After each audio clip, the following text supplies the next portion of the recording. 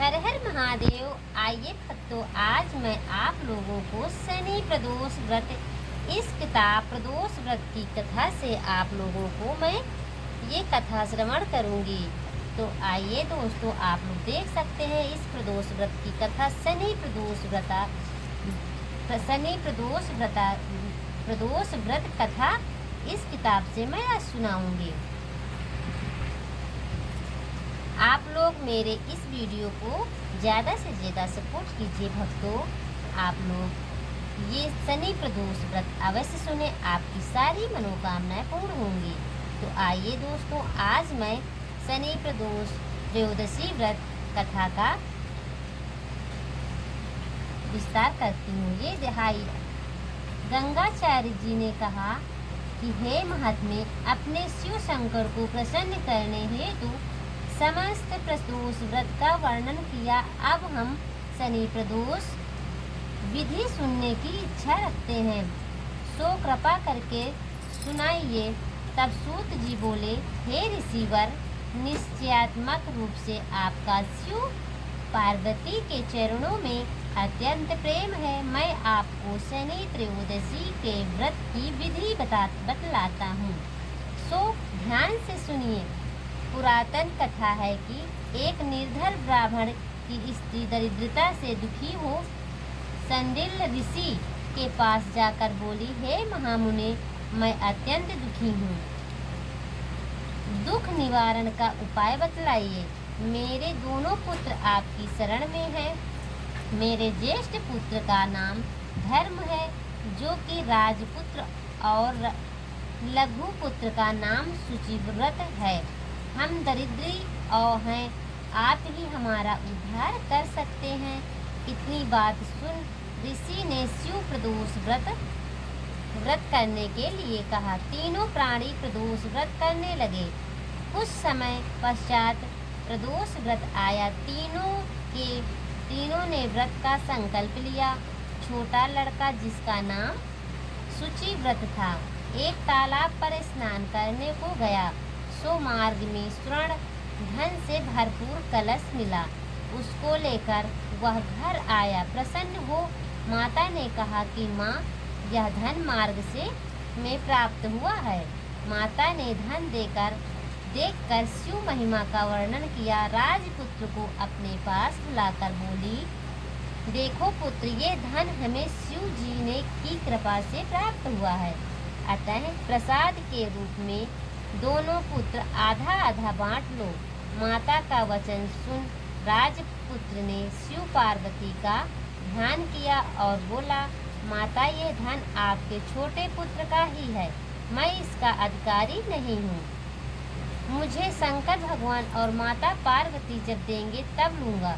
इतना कहकर वह राजपुत्र शंकर जी की पूजा में लग गया। एक दिन दोनों भाइयों का प्रदेश भ्रमण का विचार हुआ।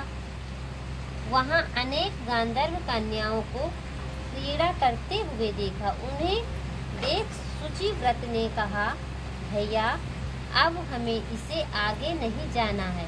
इतना कह शुचिव्रत उसी स्थान पर बैठ गया, परंतु राजपुत्र अकेला ही स्त्रियों के बीच में जा पहुंचा। वहां एक स्त्री अति सुंदरी राजकुमार को देख मोहित हो गई और राजपुत्र के पास पहुंचकर कहने लगी कि हे सखियों, इस वन के समीप ही जो दूसरा वन है, वह तुम वहां जाकर देखो। भांति भांति के पुष्प खिले हैं, बड़ा सुहावना समय है, उसकी शोभा देख कर आओ। मैं यहाँ बैठी हूँ, मेरे पैर में बहुत पीड़ा है। ये सुन सब सखी दूसरे वन में चली गईं। वहाँ सुंदर राजकुमार की ओर देखती रही। इधर राजकुमार भी कामुक दृष्टि से निहारने लगा। युवती बोली, आप कहाँ रहते हैं? वन में कैसे पधारे? किस राजा के पुत्र हैं? क्या नाम है आपका? राजकुमार बोला, मैं विदर्भ नरेश का पुत्र हूँ, आप अपना परिचय दें। युवती बोली, मैं विद्रविक नामक गांधर्व की पुत्री हूँ, मेरा नाम असुमति है। मैंने आपकी मन स्थिति को जान लिया है। कि आप मुझ पर मोहित हैं। विधाता ने हमारा तुम्हारा संजोग मिलाया है। युवती ने मोतियों का हार राजकुमार के गले में डाल दिया, परंतु मैं निर्धन हूँ। राजकुमार के इन वचनों को सुनकर गांधर्व कन्या बोली कि मैं जैसा कह चुकी हूँ वैसा ही करूँगी। अब आप अपने घर जाएं। इतना कहकर गांधर्व कन्या सखियों से जा मिली। घर जाकर राजकुमार ने सूची व्रत को सारा वृतांत कह सुनाया। जब तीसरा दिन आया, वह राजपुत्र सूची व्रत को लेकर उसी वन में जा पहुंचा।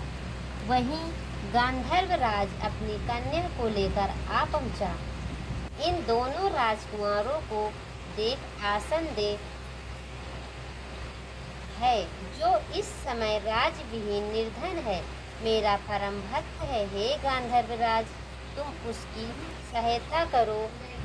मैं महादेव जी की आज्ञा से इस कन्या को आपके पास लाया हूँ। आप इसके निर्वाह करें। मैं आपकी सहायता कर राजगद्दी पर बिठा दूंगा। इस प्रकार गंधर्व राज ने कहा कि विधिवत विवाह कर दिया। विशेष धन और सुंदर गांधर्व कन्या को पाकर राजपुत्र अति प्रसन्न हुए। भगवान कृपा से अपने शत्रुओं का दामन कर सके। राज्य का सुख भोगने लगा। राजकुमार और कन्या दोनों राज का सुख भोगने लगे। अब यहीं से कथा समाप्त होती है। तो भक्तों, आपको कथा कैसी लगी? अगर पसंद आए, अगर कोई गलती हो जाए तो मुझे क्षमा करें और एक लाइक और सब्सक्राइब और कमेंट में अच्छा कमेंट जरूर करिएगा। कुछ लोग बड़े गंदे कमेंट कर देते हैं, तो कोई बात नहीं है भक्तों, आप लोग ऐसे व्रत करिए रहेगा। अगर वीडियो पसंद आए तो लाइक और सब्सक्राइब करें। धन्यवाद, आप सभी का धन्यवाद।